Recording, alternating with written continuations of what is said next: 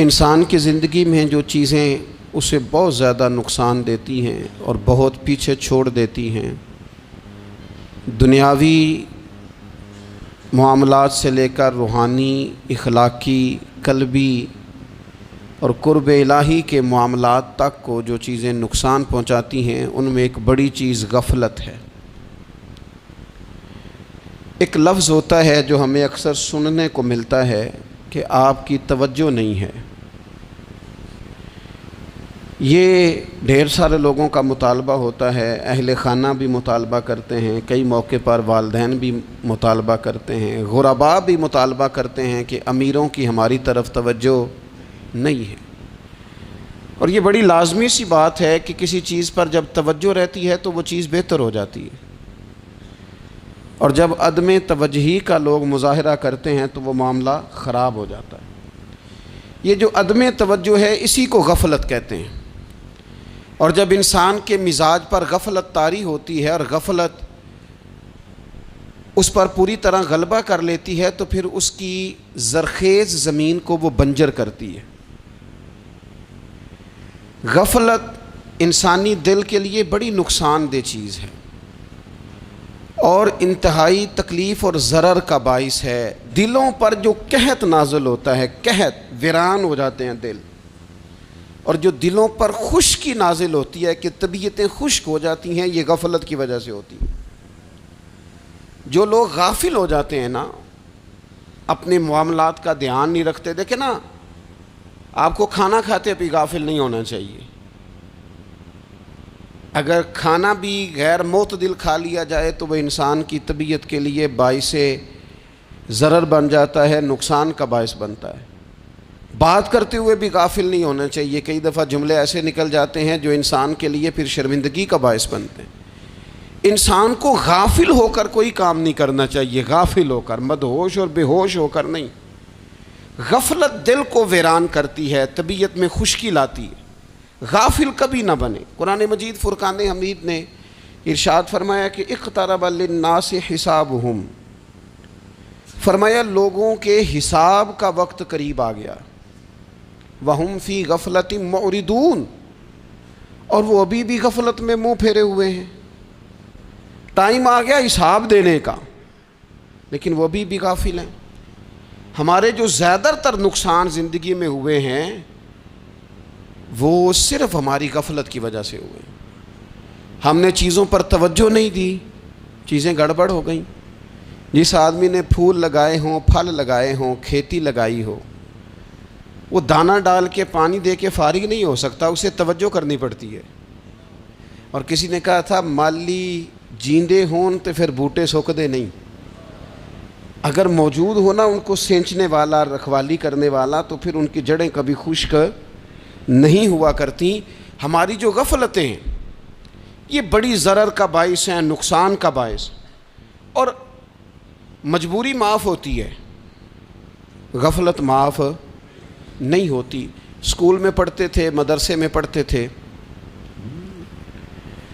تو ایک مجبوری ہو گئی جی، خدا نخواستہ گھر میں کوئی پریشانی ہو گئی تو اساتذہ اس پر سزا نہیں دیتے۔ کوئی خوشی کا موقع ہے گھر میں، فیملی میں کسی کی شادی ہے، اساتذہ اس پر سزا نہیں دیتے۔ لیکن اگر کبھی پتہ چلتا تھا نا کہ یہ گھر سے تو آیا تھا لیکن مدرسے نہیں آیا، یہ اسکول نہیں آیا، رستے میں غافل ہو گیا، تو یہ بات خوفناک تھی۔ یہ قابل سزا جرم تھا کہ تو غافل ہو گیا اپنی پڑھائی سے، تو گھر سے آیا اور یہاں نہیں آیا۔ غفلت قابل سزا ہوتی ہے، مجبوری کی معافی ہوتی ہے۔ ہمارا آج کل جو مسئلہ ہے وہ غفلت کا ہے۔ ڈھیر سارے لوگ ہیں، سمجھدار بھی ہیں، سیانے بھی ہیں، معاملہ فہم بھی ہیں، باشعور بھی ہیں، تعلیم کی ڈگریاں بھی رکھتے ہیں، لیکن اگر ان کی زندگیوں کی تکلیفوں کو دیکھا جائے اور بے آباد روح کو دیکھا جائے اور سجدوں سے ان کی دوری کو دیکھا جائے تو ایک ہی بات سمجھ میں آتی ہے کہ پتہ سارا ہے لیکن لے ڈوبی ہے غفلت، توجہ نہیں کی۔ لائق بچہ بھی نالائق ترین زندگی گزارتا ہے، اس لیے کہ اس کے لائق ہونے کے ساتھ ساتھ اس کا توجہ کرنا بھی تو ضروری ہے نا۔ نرے لائق کا کیا فائدہ اگر وہ محنتی نہیں، اگر وہ توجہ ہی نہیں کرتا، اپنا سبق دھیان سے سنتا پڑھتا ہی نہیں، تو بھی جتنا مرضی لائق ہو پیچھے رہ جائے گا۔ اور کئی نالائق ہوتے ہیں، رٹا لگا کے پاس ہوتے ہیں، پر چلو رٹا تو لگاتے ہیں نا، محنت تو کرتے ہیں نا، جد و جہد تو کرتے ہیں۔ کئی نالائق جد و جہد کے باعث آگے گزر جاتے ہیں، اور کوئی اسی چکر میں رہ جاتے ہیں، میں بڑا لائق ہوں، کل پڑھ لوں گا، پرسوں پڑھ لوں گا، ہفتہ تیاری کر کے پاس ہو جاؤں گا۔ اپنی زندگی سے غفلت کا پردہ اٹھائیں، اور غفلت اس کے لیے فیصلہ کرنے کی ضرورت ہوتی ہے، پلاننگ کرنے کی نہیں، فیصلہ کرنے کی ضرورت ہوتی ہے کہ میں نے اب غفلت کرنی۔ ہم نہ جب بھی کوئی پروگرام بناتے ہیں تو منصوبہ بندی شروع کر دیں، منصوبہ بندی نہ کریں، فیصلہ کریں، کہیں کہ میں نے غافل نہیں ہونا۔ غفلت غرق دنیا کا نام ہے، اپنے آپ کو غفلت سے بچائیں۔ آپ دیکھیں حضرت کعب بن مالک رضی اللہ تعالیٰ عنہ فرماتے ہیں، بخاری میں موجود ہے، فرماتے ہیں کہ جنگ میں پیچھے رہ گیا تھا، میرا خیال تھا کل چلا جاؤں گا، گھوڑے اور سواریاں میرے پاس تیز ہیں، مضبوط ہیں، پرسوں چلا جاؤں گا، تیزی سے بھاگ کے میں پہنچ جاؤں گا، میں قافلے کے ساتھ شامل ہو جاؤں گا، لیکن بس تھوڑی سستی ہو گئی، ذرا غفلت ہو گئی۔ آپ فرماتے ہیں جب سب لوگ چلے گئے حضور علیہ السلام کے ساتھ جہاد میں اور میں پیچھے رہ گیا، تو پھر جب چند دن گزر گئے اور محبوب کے واپس آنے کا ٹائم ہو گیا، تو اب میں غور کرتا سمجھتا تو مجھے مدینے میں یہاں بزدل لوگ نظر آتے، اور کون نظر آتے؟ جو منافق تھے، وہ منافق بزدل دکھائی دیتے، یا مجھے عورتیں اور بچے دکھائی دیتے۔ میں پریشان ہوا، حضور واپس آ گئے۔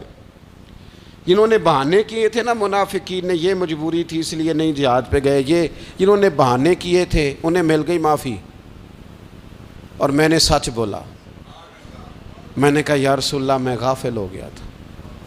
اب کہتے ہیں میں نے جب کہا نا حضور سستی ہو گئی تھی، ذرا غفلت ہو گئی، تو بندہ محبوب سے ہی غافل ہو جائے، بندہ وہیں سے غافل ہو جائے۔ جو دم غافل سو دم کافر، سانو مرشد اے ہو پڑھایا۔ جب کہا نا حضور وہ غلطی ہو گئی، کوئی مجبوری نہیں تھی، تو فرماتے ہیں باقیوں کو معافی مل گئی، میرے ساتھ حضور ناراض ہو گئے۔ ایک دن نہیں، 2 دن نہیں، 50 دن حضور ناراض رہے۔ مدینے کی گلیوں نے مجھے پہچاننا چھوڑ دیا، در و دیوار سے مجھے یوں لگتا تھا کہ میں پردیسی ہوں۔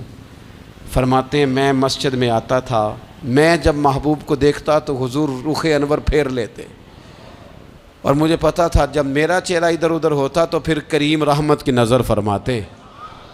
فرماتے ہیں 50 دن مسلسل، پھر مجھے حکم ہوا کہ بیوی بھی بھیج دو، میکے بچے بھی بھیج دو، ننہال یعنی تنہا رہ جاؤ۔ فرماتے ہیں وہ میں نے قید تنہائی کاٹی، لیکن شکر اللہ کا یہ ہے کہ میں سچا تھا، بس ذرا بھول گیا تھا، بس ذرا غفلت ہو گئی تھی۔ تو فرماتے ہیں پھر اللہ تبارک و تعالیٰ نے میرے اوپر فضل یہ فرمایا کہ میری توبہ کا اعلان رب نے قرآن مجید میں فرمایا۔ تو غافل نہ بنے کبھی بھی، ہمارا نا مسئلہ یہ ہے، اور آپ نے ناراض نہیں ہونا، ڈھیر سارے لوگ غافل ہو جاتے ہیں، مالدار بھی غافل ہیں، صاحبان علم بھی الا ماشاء اللہ بہت ساری جگہوں پہ غافل ہیں۔ جن لوگوں کو 4 لوگ جاننے لگ جاتے ہیں، کوئی مقام حاصل ہو جاتا ہے، وہ بھی بہت ساری جگہوں سے غافل ہو جاتے ہیں الا ماشاء اللہ۔ غفلت بڑی تکلیف والا منظر ہے۔ جو لوگ سمجھتے ہیں نا میں اب گڈ بک میں آ گیا ہوں، اب میں اچھا ہو گیا ہوں، اب میرے لیے خیر کہا جاتا ہے، مجھے اچھائی شاید یہ مستقل میرے ساتھ رہے گی، تعریف ہی ہوگی ہمیشہ، وہ بھی غافل ہو جاتے ہیں۔ اور یہ غفلت ٹھیک نہیں ہوتی۔ وجہ دیکھنی چاہیے کس وجہ سے انسان کو وقار مل رہا، عزت مل رہی۔ اپنی زندگی سے غفلت کو اتار پھینکیں۔ تھوڑی دیر کی تو غفلت ہوتی ہے، لمبی تو نہیں۔ 2 منٹ کے لیے صرف اس نے ڈرائیونگ کرتے ہوئے چہرہ موبائل کی طرف کیا تھا، 2 ہی تو منٹ لگے تھے۔ لمحوں نے خطا کی تھی، صدیوں نے سزا پائی۔ لمحوں نے خطا کی تھی، صدیوں نے سزا پائی۔ ایک لمحے کے لیے غافل ہوئے تھے اور صدیاں، نسلیں روتی رہ گئیں پیچھے۔ بچے تڑپتے رہ گئے، اہل خانہ پریشان رہ گئے، ماں باپ ساری زندگی روتے رہے، لیکن یہ 2 منٹ کے لیے یہ غفلت جو ہے یہ بڑی تکلیف والا معاملہ. اپنی زندگی سے غفلت کو اتارنا ہے، غافل نہیں بننا، ہر وقت توجہ اور ساری باتوں پہ توجہ. بعض اوقات لوگ ایک طرف توجہ کر کے ایک طرف سے غافل ہو جاتے ہیں. نہ، توجہ ہمہ پہلو رکھنی ہے. ہمارے ذمے جتنے بھی حقوق ہیں ان سب پر توجہ، ہر چیز کا خیال. ایسا نہ ہو کہ عبادت کرتے رہ جائیں اور حقوق العباد ہم سے چھوٹ جائیں، اور حقوق العباد اتنے زیادہ ادا کریں. ایک صاحب مجھے کہنے لگے ایک دفعہ بڑے وثوق کے ساتھ کہنے لگے جی معاذ اللہ ثم نہیں جی ٹائم ملتا پھر نماز دا کی کریے، روزی کمانا بھی تو عبادت ہے نا. تو میں نے کہا آپ نے عبادت کرنا ایک حصہ قبول کیا ہے، آپ نے کل عبادت نہیں قبول کی. عبادت کل ہے، ہمہ پہلو. ایک حصہ آپ قبول کر کے نکل گئے اور باقی آپ نے چھوڑ دی. تو کسی ایک طرف سے بھی غافل نہیں ہونا. جتنی ذمہ داریاں ہیں، جتنی ڈیوٹیاں ہیں، ان سب کا خیال. اور جو بڑا آدمی ہوتا ہے، بڑا گھر میں بڑا ہو، قبیلے میں بڑا ہو، علاقے میں بڑا ہو، ادارے میں بڑا ہو، کلاس میں بڑا ہو، جو بڑا ہے اس کی تو ساری آنکھیں کھلی ہوئی ہونی چاہیے. ایک ایک پر اس کی نظر ہونی چاہیے کہ میری کہاں ضرورت ہے، کہاں مجھے اشک شوئی کرنی ہے، کس کے ساتھ میں نے کس طرح محبت کا رویہ رکھنا ہے. غافل نہ بنے. اچھا جی اب کیسے پتہ چلے گا کہ ہم غافل ہیں؟ یہ کیسے پتہ چلے گا؟ آپ کسی بندے سے بھی پوچھ لیں حالات کیا ہیں تو کہتا ہے اللہ کا شکر ہے کبھی کسی کا دل نہیں دکھایا، اللہ کا شکر ہے جی زمانہ ہو گیا 5 نمازیں پڑھتا ہوں، اللہ کا شکر ہے جی. کیسے پتہ چلے گا غافل ہیں؟ پہلی علامت ہمارے علماء اور صوفیاء نے غافل بندے کی لکھی ہے. اس آئینے میں نے اور آپ نے اپنا آپ دیکھنا ہے. غافل بندے کی پہلی علامت یہ ہوتی ہے کہ وہ دنیاوی کاموں میں چست ہوتا ہے اور اللہ اور اس کے رسول کی فرما برداری میں سست ہوتا ہے. یعنی نماز کے وقت تو اسے نیند ستاتی ہے، پریشانی ہوتی ہے، لیکن اگر کسی جگہ مال مل رہا ہو، پیسے مل رہے ہوں، وہاں جانا ہو تو پھر اسے کوئی چیز بھی تنگ نہیں کر. دنیاوی کاموں میں چست ہوگا، یعنی ٹی وی کے آگے، موبائل کے آگے وہ گھنٹوں بیٹھا ہوا ہے.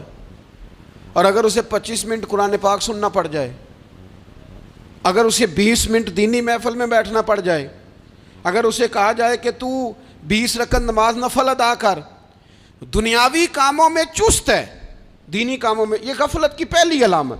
پھر ذاتی معاملات پہ پیسہ خرچ کرنا ہو تو ڈھیر سارا ہے، کسی غریب کی مدد کرنی ہو تو. وہ ہمارے ایک دوست ہیں، وہ اکثر کہا کرتے ہیں، وہ کہتے ہیں آج کل کسی سے کہنا فلائی کام میں، دینی کام میں، کسی کی مدد میں کچھ 4 پیسے خرچ کرنے ہیں تو لوگ کہتے ہیں ہاتھ تنگ ہے. ہاں کوئی سستا پلاٹ ملتا ہو نا، اور اگر یہ سمجھ آ جائے کہ وہ مجبور ہے بیچارہ بیچنے والا، تو پھر کہتے ہیں میں 2-3 دوستوں کو پھاڑ لے سن. ذاتی کاموں میں جب بندہ چست ہو اور دینی کاموں میں سست ہو تو مطلب یہ ہے کہ بندہ غافل ہے. پہلی علامت غفلت کی. اور غفلت کی دوسری نشانی یہ ہے کہ انسان گناہ کے کاموں کو معمولی سمجھنے لگ جاتا ہے. یہ غافل بندے کی نشانی ہے. گناہ کو معمولی سمجھتا ہے، چھوٹا سمجھتا ہے. آج کل لوگ کہتے نہیں میں کو اکیلا کر رہا ہوں، ساری دنیا ہی کرتی ہے. اور جناب کیا ہو گیا اگر یہ غلطی ہو گئی تو بندے سے ہو ہی جاتا ہے. گناہ کو معمولی سمجھنا، چھوٹا سمجھنا اور کہنا پھر کیا ہو گیا ہے، انسان سے غلطی ہو جاتی ہے. آپ دیکھ لیں کہ سینکڑوں بیسیوں گناہوں کا بوجھ ہمارے سروں پہ ہوتا ہے، لیکن کوئی ہمارا دبدبہ ہے، کوئی ہماری گفتگو ہے، کوئی ہمارے جملوں میں خود پسندی ہے، کوئی ریاکاری ہے، کوئی تصنع ہے. یہ غافل بندے کی علامت ہے. نبی اکرم صلی اللہ تعالیٰ علیہ وآلہ وسلم نے فرمایا مومن اپنے گناہوں کو پہاڑ کی طرح سمجھتا ہے. یہ بخاری میں حدیث ہے. مومن پہاڑ کی طرح جانتا ہے اور وہ ڈرتا ہے کہ کہیں وہ پہاڑ اس کے اوپر گر نہ جائے، یعنی کہیں مجھے میرے گناہ کی سزا نہ مل جائے. چھوٹے گناہ کو بھی پہاڑ جانتا ہے، یار مجھ سے غلطی ہو گئی، مجھے ٹھیک کر لینی چاہیے، مجھے معافی لے لینی چاہیے، مجھے توبہ کر لینی چاہیے. مومن اپنے اوپر گناہ کو پہاڑ کی جانب سمجھتا ہے. اور حضور علیہ الصلوۃ والسلام فرماتے ہیں کہ یہ جو فاسق اور فاجر ہوتا ہے نا، اللہ کا نافرمان، یہ گناہ کو مکھی کی طرح سمجھتا ہے، یہ سمجھتا ہے میں نے اشارہ کرنا ہے مکھی نے اڑ جانا ہے۔ مومن کی علامت یہ ہے کہ وہ پہاڑ جانتا ہے اگر غلطی ہو جائے تو پہاڑ۔ امام اعظم ابو حنیفہ رحمۃ اللہ علیہ گزر رہے تھے تو بارش ہو گئی تھی اور کوفہ میں کیچڑ تھا، تو آپ نے جو جوتے پہنے ہوئے تھے ان جوتوں سے چلتے ہوئے نا آپ کے پاؤں سے کچھ مٹی اڑی، تو سامنے ایک یہودی تھا، اب اس زمانے میں دیواریں کچی ہوتی تھیں، اس کے دیوار پر جا کے وہ مٹی جو تھی وہ لگ گئی۔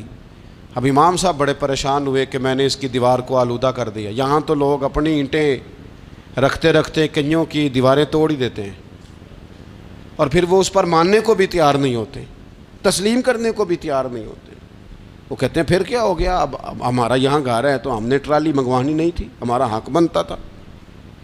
امام صاحب کے پیروں سے ذرا کیچڑ اڑا، یہودی کی دیوار پہ لگا، اس کی کچی دیوار تھی۔ امام صاحب پریشان ہو گئے، سوچنے لگے کہ اگر میں دیوار سے یہ کیچڑ اتارتا نہیں تو یہ بھی زیادتی ہے، میں نے اس کی دیوار کو گدلا کر دیا، اور اگر میں اتارتا ہوں تو کچھ مٹی اس کی دیوار کی بھی اتر جائے گی، کچی دیوار ہے، یہ بھی زیادتی ہے۔ مومن گناہ کو پہاڑ کی طرح سمجھتا ہے کہ کہیں گر نہ جائے، اس کی بھی کہیں سزا نہ مل جائے۔ امام صاحب نے اس کے دروازے پہ دستک دی، وہ باہر آیا تو اتفاق سے وہ آپ کا مقروض بھی تھا، اس نے پیسے دینے تھے۔ باہر نکلتے ہی کہنے لگا اوہ آپ تو قرض لینے آ گئے، میرے پاس تو ابھی گنجائش نہیں ادا کرنے کی۔ تو امام صاحب کہنے لگے تو قرض چھوڑ، وہ میں نے معاف کیا، میرے سے غلطی ہو گئی ہے، میں آ رہا تھا، لکڑی کے جوتے اس زمانے میں کھڑاؤں لوگوں نے پہنے ہوتے تھے، کہا وہ میرے پیروں سے ذرا کیچڑ اڑا ہے، تیری دیوار پہ لگ گیا ہے۔ اب میں بڑی دیر سے کھڑا سوچ رہا ہوں کہ اگر میں تیری دیوار صاف نہ کروں تو میں نے یہ میلی کر دی، گدلی کر دی، یہ بھی بات درست نہیں ہے، زیادتی، اور اگر میں اسے صاف کرتا ہوں کچی دیوار سے کچھ مٹی اتر جائے گی تو یہ بھی زیادتی ہے، اب تو بتا میں کیا کروں۔ تو بے موسمہ پھل تھا نا یہ، تو بے موسمہ پھل دیکھ کے بندہ حیران ہو جاتا ہے، جو باتیں روٹین میں نہ ہو رہی ہوں وہ ذرا انوکھی لگتی ہے، بندہ حیران ہو گیا، غور سے امام صاحب کا چہرہ دیکھنے لگا، غور سے چہرہ دیکھنے لگا، اور پھر تھوڑی دیر سوچنے کے بعد کہنے لگا حضور پہلے میں نے دین اسلام کے بارے میں پڑھا اور سنا تھا، آج میں نے دین دیکھا ہے۔ پہلے میں نے سنا تھا کہ دین اسلام اس طرح کا ہے، آج میں نے دین ہم نہ پوری دنیا کے کافروں کو دین سنانا چاہتے ہیں، دکھانا نہیں چاہتے، ہم نیک نظر آنا چاہتے ہیں، نیک بننا نہیں چاہتے، ہم نیک نظر آنا چاہتے۔ نتیجہ کیا نکلتا ہے کہ کچھ عرصے کے بعد پتہ چل جاتا ہے بندہ کس لیول کا نیک ہے، کیا معیار ہے اس کی نیکیوں کا۔ کہنے لگا حضور پہلے میں نے دین سنا تھا، آج دیکھا ہے۔ آپ وہ مٹی کی دیوار پر جو کیچڑ لگ گیا ہے، دیوار کو بعد میں صاف کیجئے گا، پہلے کلمہ پڑھائیں تاکہ میرے اندر کا کفر صاف ہو جائے، مجھے مسلمان کر دیں۔ تو غافل آدمی جو ہوتا ہے نا، وہ پھر تیسری بات، جب بندہ بہت زیادہ غافل ہو جاتا ہے پھر اعلانیہ گناہ کرنے لگتا ہے۔ ایک گناہ پھر اس کا اظہار گناہ، ایک بندہ حدیث پاک میں آتا ہے، ایک بندہ رات کو کوئی غلطی کرتا ہے، اللہ تعالیٰ اس پہ پردہ ڈال دیتا ہے، لیکن وہ سویرے خود لوگوں کو بتاتا پھرتا ہے میں نے یہ کیا، میں نے یہ کیا۔ جب آپ اظہار گناہ کرتے ہیں نا تو سامنے والا بھی دلیر ہوتا ہے، کہتا ہے اس نے کیا میں کر لوں گا تو پھر کیا ہوا۔ ہمارے علماء نے لکھا ہے کسی کی نماز قضا ہو جائے تو کسی کو بتائے نہ، قضا پڑھ ڈالے، اس کا جگہ جگہ ذکر نہ کرے۔ جب آپ کہیں گے نا میری قضا ہو گئی تو آپ کے ساتھ رہنے والا بچہ دوست سمجھے گا یار اس کی قضا ہو گئی ہے تو میری بھی ہو جائے گی تو کیا ہوا۔ گناہ کرنا بھی گناہ ہے اور گناہ کا اظہار بھی گناہ ہے۔ نبی اکرم صلی اللہ تعالیٰ علیہ وآلہ وسلم نے ارشاد فرمایا میری ساری امت کو معافی مل جائے گی سوائے ان لوگوں کے جو اعلانیہ گناہ کرتے ہیں۔ یہ بخاری مسلم دونوں میں حدیث موجود ہے۔ جو اعلانیہ گناہ، جنہوں نے خود ساری دنیا کو گواہ بنا لیا، میں نے یہ بھی جرم کیا، یہ بھی کیا، یہ بھی کیا، یہ بھی کیا، خود انہوں نے لوگوں کے، بہت بڑے غافل آدمی کی علامت ہے کہ گناہ کرے اور پھر اوپر سے اعلانیہ گناہ کرے، اتنا بڑا جرم کرے۔ پھر چوتھی علامت اگر ہم دیکھنا چاہیں کہ ہم غافل تو نہیں. تو غافل بندے کی چوتھی علامت یہ ہوتی ہے کہ وہ فضول کاموں میں وقت بڑا ضائع کرتا ہے. فضولیات میں ادھر بیٹھے ہیں ادھر بیٹھے ہیں, یہاں گپ شپ ہو رہی ہے, وہاں موبائل دیکھا جا رہا ہے, پھر کچھ ٹائم ملا ہے تو پھر کہیں دور دراز کسی ہوٹل پہ کھانا کھانے چلے گئے, پھر کچھ ٹائم ملا تو چلو نکلتے ہیں ذرا کوئی ہفتہ سیر کر آتے ہیں, یہاں گپ شپ ہے, فلاں کو ڈسکس کر لیتے ہیں, فلاں کے بارے میں بات کر لیتے ہیں, سیاسی تبصرے کر لیتے ہیں, یہ تھوڑی گفتگو ہو جاتی, چلے محلے داروں پہ تبصرہ شروع کرتے ہیں, کون روٹی زیادہ کھا رہا ہے اور کس کے پاس پیسے زیادہ آ گئے, چلو جا کے پتہ کرتے ہیں. حالانکہ یہ پتہ نہیں کرنا چاہیے تھا, پتہ تو اس کا کرنا چاہیے تھا جو بیچارہ کل سے بھوکا ہے. خبر تو اس کی رکھنی چاہیے تھی جس بیچارے کے گھر میں بچوں کے لیے پہننے کو کپڑے موجود نہیں ہیں. اس پر تبصرہ یہ کرتے ہیں کہ یہ محنت کیوں نہیں کرتے, اور اگر کسی پر اللہ عطا کر دے پھر حساب ضرور لگاتے ہیں کہ ذرا معلومات کرو یہ اتنی جلدی آگے کیسے نکل گئے. غافل بندے کی علامت ہے وقت کا ضائع کرنا اور فضول کاموں میں ضائع کرنا اور بلا وجہ ضائع, اور ایسے سوالات کرنا جن کی ضرورت ہی کوئی نہیں, بالکل ضرورت ہی نہیں, کوئی مطلب ہی نہیں, لیکن ہم لوگ وقت ضائع. یہ غفلت کی علامت. غفلت. اللہ والوں کی علامت کیا تھی؟ ایک بات انہوں نے زندگی میں لے لی, سیکھ لی, پھر ساری زندگی اسی پہ گزار دی. ان کا ارادہ تھا نا کشکول سیدھا کیا. کچھ لوگ ساری زندگی لیکچر قبول لے کے سن کے پھر بھی سمجھنے کو تیار. یہ غافل دل کی علامت ہے. اس لیے نبی پاک صلی اللہ تعالیٰ علیہ وسلم نے فرمایا دو نعمتیں ایسی ہیں جن میں اکثر لوگ غفلت میں ہیں, ایک صحت اور دوسری فراغت. لوگ بلا وجہ وقت ضائع کرتے ہیں. اللہ نے صحت دی ہے, کسی خیر کے کام میں لگائیں. اگر آپ کے پاس فارغ وقت ہے تو قرآن پاک کو یاد کریں, ترجمہ اور تفسیر سے پڑھیں, محبوب پاک علیہ السلام کی احادیث کو یاد کریں, اللہ والوں کی باتیں سنیں. وقت ملے تو عبادات میں لگائیں, نوافل میں لگائیں, تلاوت میں لگائیں, ذکر اذکار میں لگائیں, اور پھر اللہ مزید توفیق عطا کرے تو کسی کے بھلے میں وقت لگائیں. گلی سے کوئی کانٹا اٹھائیں, کوئی روڑا اٹھائیں, کوئی کسی کی مدد کریں. لیکن یہ غافل ہونے کی علامت ہے کہ اپنے وقت کو ضائع کرنا. اور پھر اسی طرح غفلت کی پانچویں علامت یہ ہے کہ اگر بندے کو دنیا سے پورا پیار ہو جائے, یعنی شب قدر میں بھی آ کے کہتا ہے یا اللہ کبھی پیسے دے دینا, شب برات والے دن بھی کہتا ہے کہ مالک اگر کبھی کوئی ایسا سبب لگ جائے نا, یعنی بیت اللہ شریف کے سامنے کھڑے ہو کے بھی اگر اس نے مال ہی مانگنا ہے وہاں بھی اس نے یہی سوال کرنا ہے, حب دنیا اتنی غالب آ جائے. تو یہ غافل ہونے کی علامت. دنیا ضرورت ہے, مقصد نہیں ہے. دنیا کی حاجت ہے, مقصد نہیں ہے. یہ مقصود نہیں.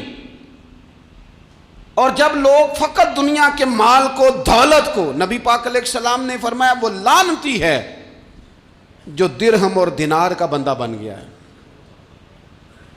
پیسوں کا بندہ بن گیا ہے. مل جائے تو خوش ہوتا ہے, نہ ملے تو تکلیف میں آ جاتا ہے. یہ غافل بندے کی علامت. مومن تو وہ ہوتا ہے کہ دولت رزق حلال ضرور کماتا ہے تاکہ کسی کے آگے ہاتھ نہ پھیلانا پڑے, کوشش ضرور کرتا ہے, پر دنیا کو جیب میں جگہ دیتا ہے, دل میں نہیں دیتا. اس کی جگہ جہاں ہے اسے وہاں رکھتا ہے, اسے دل میں جگہ. دل تو ایک ہے, اس میں رب و رسول کو بسائیں گے یا کسی اور کو بسائیں گے. تو حب دنیا یہ غافل ہونے کی بہت بڑی علامت ہے. پھر اسی طرح جو بندہ رب کریم کو جانتا نہیں نا وہ بھی غافل ہو جاتا ہے. ایک تو جو یہ نہیں نہ جانتا کہ رب کریم سزا دے گا, مجھے دیکھ رہا ہے, اسے نہ اونگ آتی ہے نہ نیند آتی ہے, جو اس کی معرفت نہیں رکھتا کہ میرا رب ہر وقت مجھے دیکھ رہا ہے, وہ بھی غافل ہو جاتا ہے. جسے پتہ ہونا کہ مجھے دیکھ رہا ہے وہ غافل نہیں ہوتا. اور جو یہ سمجھ لیتا ہے نا کہ شاید معاذ اللہ ثم اس یقین کو پکا نہیں کرتا, وہ غافل ہو جاتا ہے. اور ایک جو یہ نہیں نہ جانتا کہ رب مہربان کتنا ہے وہ بھی غافل ہو جاتا ہے. مجھے بتائیے سب سے زیادہ تو بندہ اس کے دروازے پہ جاتا ہے نا جو سب سے زیادہ مہربانی کرنے والا ہو, اس دروازے سے بندہ اٹھتا ہی نہیں. تو جس کو یہ یقین ہو جائے نا سب سے زیادہ کرم فرمانے والی ذات اللہ رسول کی ہے, وہ کبھی رب رسول سے غافل نہیں ہوتا. وہ کبھی اللہ رسول کا دروازہ چھوڑ کے نہیں جاتا، وہ کبھی کسی اور جگہ جا کے پناہ تلاش نہیں کرتا۔ جسے پتہ چل جائے نا وہ کریم کتنا ہے، مہربان کتنا ہے۔ ملا رومی رحمت اللہ علیہ فرماتے ہیں بہت بڑا مجرم تھا ایک بندہ، بہت بڑا گناہگار تھا، بت کو پوجتا تھا، تھک گیا ساری رات بت کے سامنے کھڑا تھا، معاذ اللہ یا صنم یا صنم یا صنم کہتے، تھک گیا، نیند آ گئی، اونگ آ گئی۔ جب پوری طرح نیند آ گئی اور دماغ پہ نیند قبضہ کرنے لگی تو اس کے منہ سے نکل گیا، صنم صنم کہہ رہا تھا نا، نکل گیا یا صمد، او بے نیاز مالک۔ رب کریم نے فرشتوں سے فرمایا دوڑ کے جاؤ، جو کہتا ہے اسے دے دو۔ فرشتے کہنے لگے مالک وہ تو بت کو پکار رہا تھا، اس نے تو غلطی سے نام لیا ہے۔ فرمایا مجھے نہیں پتا، لیکن دیکھو نا اس نے مجھے پکارا تو ہے نا، کتنی دیر سے جھوٹے کو پکار رہا تھا، اس کا معاملہ حل نہیں ہوا۔ اب اگر سچے کو پکارنے پہ بھی حل نہ ہوا تو فرق کیا رہ جائے گا؟ دے دو جو مانگتا ہے، دے دو۔ میرے دوست گھر پتہ چل جائے وہ کریم کتنا ہے، وہ مہربان کتنا ہے۔ میرے رسول پاک علیہ الصلوۃ والسلام نے تو فرمایا تیری آنکھ سے اگر اس کے خوف سے اتنا آنسو بھی نکل گیا جتنا مچھر کا پر ہوتا ہے، تو جس طرح بھینس کے تھنوں سے نکلا ہوا دودھ واپس تھنوں میں نہیں نہ جاتا، جو اتنا بھی روئے نہ روئے اللہ کے خوف سے، وہ بندہ دوزخ میں نہیں جائے گا۔ تھوڑی دیر کے لیے ڈر جائے اپنے رب سے، آئے تو صحیح۔ عدم معرفت غفلت پیدا کرتی ہے، تو آ تو صحیح، وہ تو کریم ہی بڑا ہے، وہ تو مہربان ہی بڑا ہے۔ حضرت زنیرہ رضی اللہ تعالی عنہ حضور کی صحابیاں ہیں۔ ایام جو مکے کے تھے مسلمانوں پر بڑی آزمائش کے تھے، انہیں بڑا مارا کفار نے، اتنا مارا کہ ان کی بینائی چلی گئی، نظر آنا بند ہو گیا۔ کافروں کی عورتوں نے تانا دیا کہ تو نے ہمارے بت چھوڑے ہیں نا، تو دیکھنا تیری بینائی چلی گئی۔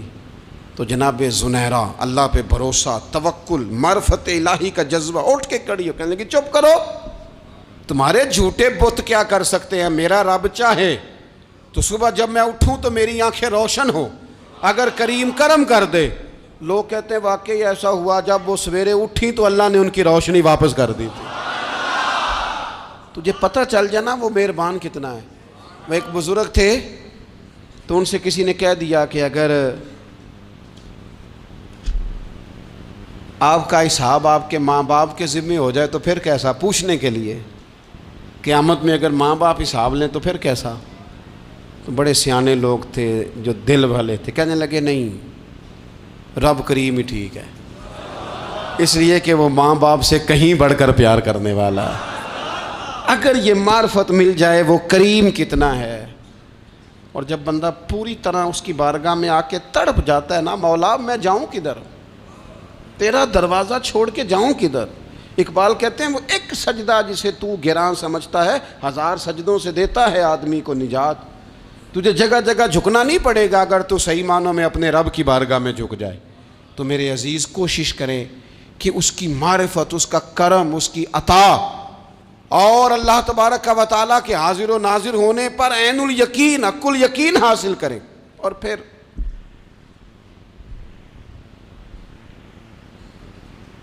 آٹھویں بات یہ ہے کہ غافل لوگوں کی صحبت بھی بندے کو غافل کر دیتی ہے۔ غافلوں کی صحبت میں نہ بیٹھیں، ان کی صحبت میں بیٹھیں جن کے پاس بیٹھنے سے دل میں رب رسول کی محبت پیدا ہوتی ہے۔ غافلوں سے بچیں۔ چنگیاں دے لڑ لگی ساں تے چولی چ پھل پئے، تے جدوں میں پیڑیاں دے سنگ رل گئی تے میرے اگلے بھی ڈل گئے۔ برے آدمی کی صحبت بندے کو غافل کر دیتی۔ غافلوں کی صحبت میں کبھی نہ بیٹھیں، کبھی نہیں۔ غافل آدمی آپ کو غافل کر دے گا۔ میرے نبی پاک علیہ الصلوۃ والسلام نے فرمایا انسان اپنے دوست کے مذہب پر ہوتا ہے۔ یہ بہت بڑے لفظ ہیں۔ فرمایا المرء علی دین خلیلہ، انسان اپنے دوست کے مذہب پر ہوتا ہے۔ تو دیکھ تو نے دوست کس کو بنایا ہے، جو تیرے دوست کا مذہب ہوگا وہی تیرا ہو جائے گا۔ ہم نے دوست بنایا نا غوث پاک جیلانی کو، ہم نے یاری لگائی ہے نا داتا علی اجمیری سے، ہماری نسبت ہے نا معین الدین اجمیری سے، ہمارا تعلق ہے نا بہاؤالدین زکریہ ملتانی سے، ہمارا رشتہ ہے نا حضرت مجدد الفسانی سے، ہم ماننے والے ہیں نا اعلیٰ حضرت بریلوی کے، ہمارا تعلق ہے کبھی جماعت علی سے کبھی مہر علی سے، ہمارا ان سے تعلق ہے تو صبح شام ہماری زبان پہ رہتا ہے بالغ العلا بکمالہ کشف الدجی بجمالہ حسنت جمیع خصالہ صلو علیہ وآلہ۔ ان سے تعلق جڑا ہے نا تو کئی دفعہ تنہائیاں تڑپا دیتی ہیں اور تڑپ کے کہتے ہیں آج سکھ متران دی ودھیری ہے، آج سکھ متران دی، سکھ کہتے ہیں اڈیق کو، متر کہتے ہیں محبوب کو، اج سکھ متران دی ودھیری ہے، اے کیوں دلڑی اداس گھنیری ہے، لوں لوں وچ شوق چنگیری ہے، اج نینا لائیاں کیوں جھڑیاں، سبحان اللہ سبحان اللہ سبحان اللہ۔ پہلے کہتے ہیں سکھ متران دی ودھیری ہے یعنی اداس ہوں، پھر حضور کے جلووں پہ نظر کرتے ہیں، کہتے ہیں سبحان اللہ سبحان اللہ، ماں اجمل کا ماں احسن کا ماں اکمل کا، اور پھر فوراً کہنے لگے او کتھے مہر علی، او کتھے مہر علی، کتھے مہر علی تے کتھے تیری سنا، اب ویکھو مشتاق اکھیں کتھے جاڑیاں، بلغ العلا بے کمال کشف الدجی بے، اور میرے اعلیٰ حضرت کہنے لگے سرور کہوں کہ مالک و مولا کہوں تو، باغ خلیل کا گلے زیبا کہوں تجھے، تیرے تو وصف عیب تناہی سے ہیں بری، حیران ہوں میرے شاہ میں کیا کیا کہوں تجھے۔ غافل آدمی کی علامت ہے برے لوگوں کی صحبت میں، خبردار ان کے پاس نہ بیٹھنا جن کے پاس بیٹھنے سے تمہارے دلوں میں اولیاء اللہ اللہ کے بندوں کی عداوت پیدا ہو، خبردار خبردار ان کے پاس نہ بیٹھنا جن کے پاس بیٹھنے سے تمہارے دلوں میں حضور کی اولاد پاک کے بارے میں شک پیدا ہو، خبردار اس شخص کے پاس نہ بیٹھنا جو امام حسین ابن علی کے بارے میں کوئی کمزور بات کرتا ہو، بچنا، خبردار اس سے بچنا جو حضور کے صحابہ کے بارے میں بات کرے، بچنا بچنا اس سے، جو سیدنا ابو بکر صدیق کے بارے میں کوئی، دیکھو کیا مقدر ہیں صدیق و فاروق کے، جن کے گھر ہی رحمتوں کے خزینے میں، بھلا کیا کہا نبی پاک، حضور نے فرمایا میرے اوپر جس نے نیکی کی تھی بدلہ دے دیا ہے، یہ جو میرے ابو بکر صدیق ہے نا، ان کو میں اللہ کی بارگاہ میں لے جاؤں گا، کہوں گا مالک تو ہی بدلہ عطا فرما۔ ایک ہاتھ میں جناب صدیق کا ہاتھ پکڑا، ایک میں حضرت عمر کا ہاتھ پکڑا، اور حضور مسجد نبوی سے باہر آ رہے ہیں، دیکھنے والے کی زبان سے بے ساختہ سبحان اللہ نکل گیا، کیا شان ہے کیا مقدر ہے۔ تو حضور علیہ السلام رک گئے اور روک کے فرمایا تو حیران ہو رہا ہے نا، تو حیران ہو رہا ہے نا کہ میں نے ایک ہاتھ میں ابو بکر کو پکڑا ہے، ایک میں عمر کو پکڑا ہے، فرمایا قیامت میں جب میری قبر کھلے گی تو میں اسی طرح قبر سے نکلوں گا، اس طرح میدان محشر میں میں آؤں گا۔ خبردار حضور کے وفاداروں کے وفادار رہنا، ان کے وفادار رہنا، ان کے وفادار رہنا۔ بڑا عجیب دور آیا ہے، ہم نے یہ دور دیکھا ہے کہ لوگ حضور کے صحابہ کے بارے میں بھی بات کریں گے، اب نبی پاک کی اولاد پاک کے بارے کو بھی ڈسکس کیا جائے گا۔ اپنا منہ تو دیکھ، اپنی حیثیت دیکھ، اور پھر وہ بندے دیکھ جن کو اللہ نے چن کے اپنے محبوب کی غلامی کے لیے حضور کے قریب بٹھایا ہے۔ تو بچنا ایسے لوگوں سے، پرہیز کرنا، خبردار عقیدہ ستھرا رکھنا، عقیدہ ستھرا رکھنا، صاف رہنا، پاکیزہ رہنا، غافلوں کی صحبت سے بچنا۔ بڑا ڈرتے ہیں اللہ سے، دعائیں مانگتے ہیں یا اللہ نسلوں میں بھی وہی بندے پیدا فرما جو عقیدے پکے رکھنے والے ہیں، وہ بندے پیدا فرما ہماری نسلوں میں۔ ایک وہ بندہ بھی غافل ہو جاتا ہے جو امیدیں لمبی ہی لگا لیتا ہے، جن کے منصوبوں میں دولت بھی ہوتی ہے، گھر بھی ہوتا ہے، اولاد کا بڑا ہونا بھی ہوتا ہے، پوتے پوتیاں نواسے نواسیاں دیکھنا بھی ہوتا ہے، یہاں بھی گھر وہاں بھی گھر، یہ سیر، یہ سارا کچھ ہوتا ہے، لیکن رب کی بارگاہ میں پیش ہونا جن کے پیش نظر نہیں ہوتا۔ لمبی امیدیں۔ حضرت مولا علی شیر خدا فرمایا کرتے تھے، میں تم پر دو باتوں کا خوف کھاتا ہوں، جو ڈر آتا ہے، ایک یہ کہ تم خواہش کی پیروی کرو گے، جو نفس کی خواہش ہوگی اس کے پیچھے لگ جاؤ گے، اور ایک کہ تم لمبی لمبی امیدیں باندھو گے، اتنے سال جینا ہے، اتنے 100 سال جینا، یہ کرنا ہے، وہ کرنا ہے۔ منصوبہ بندی کریں مستقبل کے لیے، وہ بری نہیں، لیکن تیاری رکھیں، تیاری رکھیں، اس بات کا بھی خیال رکھیں کہ اللہ کی بارگاہ میں حاضر ہونا۔ یہ غفلت کی چیزیں ہیں جو بندے کو غافل کر دیتی ہیں۔ جو لوگ اللہ کا ذکر نہیں کرتے وہ بھی غافل ہو جاتے ہیں، اور جو فضول باتیں زیادہ کرتے ہیں نا، ہنستے زیادہ ہیں۔ فَلْيَضْحَكُوا قَلِيلًا وَلْيَبْكُوا كَثِيرًا۔ قرآن کہتا ہے زیادہ رویا کرو، کم ہنسا کرو۔ نبی پاک علیہ الصلوۃ والسلام سے پوچھا تھا حضرت عقبہ بن عامر نے کہ یا رسول اللہ نجات کس چیز میں ہے؟ تو نبی پاک علیہ الصلوۃ والسلام نے فرمایا ایک تو اپنی زبان قابو میں رکھو، دوسرا فرمایا اپنے گھر میں ٹھہرے رہو، تمہارا گھر تمہارے لیے کافی ہو، فضول نہ نکلو گھر سے، اور تیسرا فرمایا اپنی خطاؤں پہ رویا کرو۔ کثرت کلام اور فضول کلام اور بلا وجہ یہ بندے کو غافل کرتا ہے، دل کو سخت کرتا ہے۔ یہ چند چیزیں ہیں جو انسان کو غفلت میں ڈالتی ہیں۔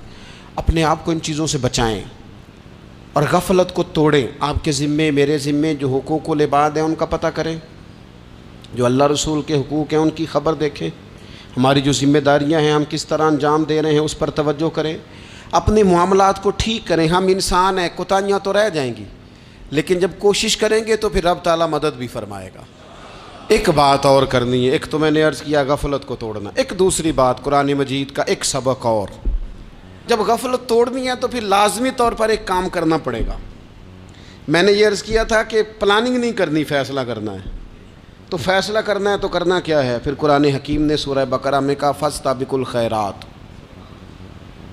یعنی تم نیکیوں کی طرف دوڑو، جلدی جلدی نیکیاں کرو، فٹافٹ، دیر نہ کرو۔ فٹافٹ سے مراد یہ نہیں کہ نیکی جلدی جلدی کر جاؤ، یعنی ٹال مٹول نہ کرو خیر کے کام میں، کل کریں گے، پرسوں کریں گے، عمرہ کر رہے ہیں پھر نیکی ہیں، حج کر رہے ہیں پھر نیکی ہیں، بچے بیال ہوں پھر میں نیک ہوں، یہ تھوڑا سا یہ کام ٹال مٹ، فاستبقوا الخیرات، نیکیوں کی طرف دوڑو، جلدی کرو، بھاگو۔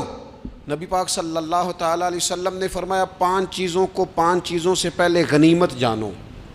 حضور علیہ الصلوۃ والسلام فرمانے لگے ایک تو تم جوانی کو نہ بڑھاپا آنے سے پہلے پہلے غنیمت سمجھ لو۔ نبی کریم صلی اللہ تعالیٰ علیہ وآلہ وسلم ارشاد فرمانے لگے کہ اپنی صحت کو غنیمت جان لو، بیماری آنے سے پہلے پہلے۔ پھر حضور علیہ الصلوۃ والسلام فرمانے لگے اگر اللہ نے تمہیں مال دیا ہے، وسعت دی ہے، تو نیکی کر لو، خرچ کر لو اللہ کے راستے میں، خدا نہ خواستہ تم پر غریبی آ جائے۔ اور پھر حضور سید عالم صلی اللہ تعالیٰ علیہ وسلم فرمانے لگے اگر تمہیں اللہ نے کچھ فراغت دی ہے، بہت زیادہ مصروف نہیں ہو، تو غنیمت جان لو، جلدی سے نیکی کر لو قبل اس کے کہ تم مشغول ہو جاؤ۔ اور 5ویں بات حضور نے بیان کی، فرمایا زندگی کو غنیمت جانو، موت آنے سے پہلے پہلے جلدی سے نیکی کر لو۔ نیکی کے لیے ساری زندگی منصوبہ بندی نہ کرتے رہو، نیکی کے لیے دیکھو نا، ہماری زندگی میں یہاں دنیا میں رہ کے چند منٹوں میں وہ نیکی کی جا سکتی ہے جو قیامت کے بعد صدیوں کا ہمارا فائدہ کرے گی، صدیوں کا فائدہ کرتے نہیں۔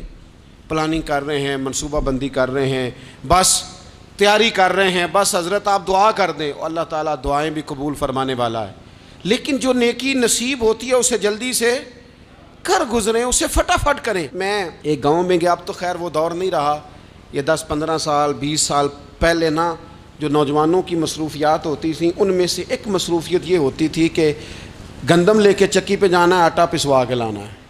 یہ ایک بڑی، چونکہ سبھی گھروں کے اندر سال کے لیے گندم سٹاک کر لی جاتی تھی، تو گندم لے کے جانا یہ ایک ڈیوٹی ہوتی تھی۔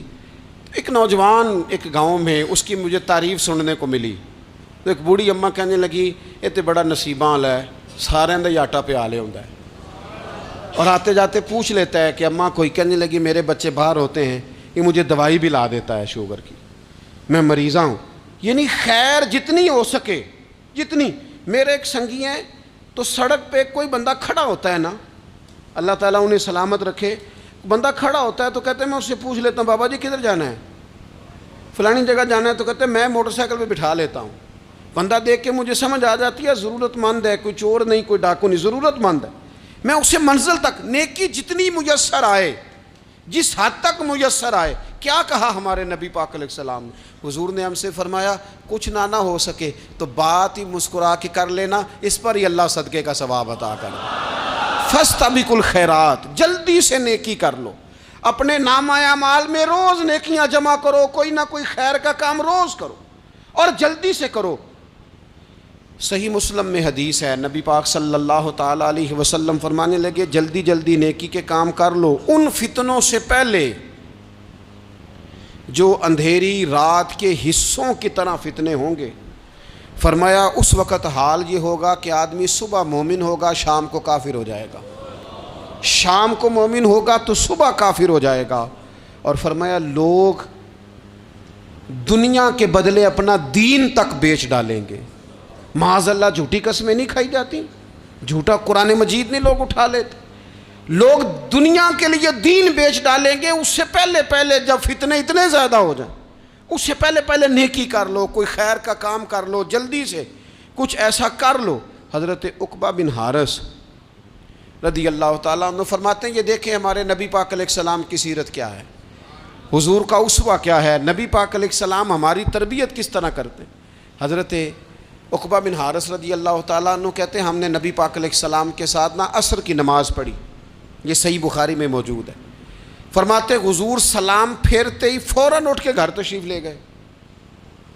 یہ ہمارے لیے انوکھی بات تھی، غیر متوقع تھی، پہلے کبھی ایسا ہوا نہیں۔ سلام پھیرا نماز کا، حضور جلدی سے تشریف لے گئے۔ اب ہم حیران تھے اور حیرت انگیز طور پر حیران تھے کہ کریم اتنی جلدی تشریف لے گئے۔ تھوڑی دیر ہوئی حضور واپس آ گئے تو محبوب پاک علیہ السلام فرمانے لگے گھر میں ایک چھوٹی سی ڈلی، ایک چھوٹا سا ٹکڑا سونے کا پڑا تھا، مال آیا تھا سارا صدقہ کر دیا، وہ تھوڑا سا پڑا تھا، اچانک مجھے یاد آیا وہ تو پڑا رہ گیا۔ تو حضور فرمانے لگے میں نے کہا کہیں ایسا نہ ہو جائے کہ ساری رات گزر جائے اور میرے گھر میں پڑا ہی رہ جائے، میں جلدی سے جا کے اسے خیرات کر دوں۔ میں نے خیرات کیا پھر میں واپس آ گیا ہوں۔ جلدی سے نیکی، جلدی سے نیکی کر لی جائے۔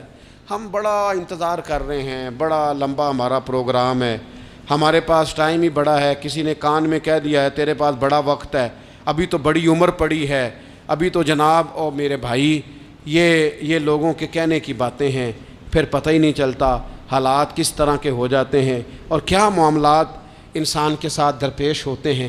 جتنی خیر میسر آئے، جتنا بھلا میسر آئے، جتنی انسان کو توفیق ملے۔ میں نے بزرگوں کو دیکھا، اپنے اصحاب کو، پہلے وہ خدام سے کہتے کہ میں سونے لگا ہوں اور پابند کرتے لوگوں کو کہ فلاں وقت، بزرگوں کو میں نے دیکھا اپنے، وہ پابند کرتے لوگوں کو کہ فلاں وقت میں موجود ہوں گا آنا، خود پابند فرماتے، اور پھر جب بیدار ہوتے تو سب سے پہلے خدام کو بلا کے پوچھتے کوئی مہمان تو نہیں آیا؟ اور جناب آپ نے خود ہی تو پابند فرمایا فلاں دن آنا۔ کہنے لگے چل یار اگر کوئی آیا تو مجھے ملا لو، میری ملاقات کرا لو۔ کیوں؟ اس لیے کہ دور سے آیا ہے، مجھ سے ملنے آیا ہے، کوئی خیر کی بات سیکھنے آیا، چلو میرے نامہ اعمال میں کو نیکی جائے گی، کچھ نہ کچھ خیر جمع کر لی جائے، کچھ نہ کچھ ڈیوٹی کر لی جائے، کچھ کام کریں اور جلدی سے کریں۔ حضرت جابر ابن عبداللہ انصاری رضی اللہ تعالیٰ عنہ بیان کرتے ہیں، یہ بھی بخاری میں موجود ہے، کہتے ہیں ایک صحابی نبی پاک علیہ السلام کی بارگاہ میں حاضر ہوئے غزوہ احد کے موقع پر، اور حال ان کا یہ تھا کہ وہ کھجور کھا رہے تھے اور کھجور انہوں نے منہ میں رکھی ہوئی تھی۔ حضور کی بارگاہ میں حاضر ہوئے اور عرض کرنے لگے یا رسول اللہ صلی اللہ تعالیٰ علیہ وسلم اگر میں شہید کر دیا جاؤں تو کہاں جاؤں گا؟ حضور فرمانے لگے جنت میں۔ تو کہتے ہیں انہوں نے جو کھجور منہ کے اندر تھی وہ انہوں نے نگلی نہیں، اندر نہیں لے گئے، اس کو باہر نکالا اور دوڑ کے آگے بڑھے اور جنگ کرنی شروع کر دی۔ اور لڑتے لڑتے شہید ہو گئے۔ کیا سبق دیا انہوں نے؟ سبق یہ دیا کہ نیکی کرنے میں اتنی دیر بھی نہیں کرنی جتنی کھجور کھانے میں دیر لگتی ہے۔ جلدی سے نیکی کرنی ہے، فٹافٹ نیکی کرنی، اس کے اندر ٹال مٹول نہیں کرنا۔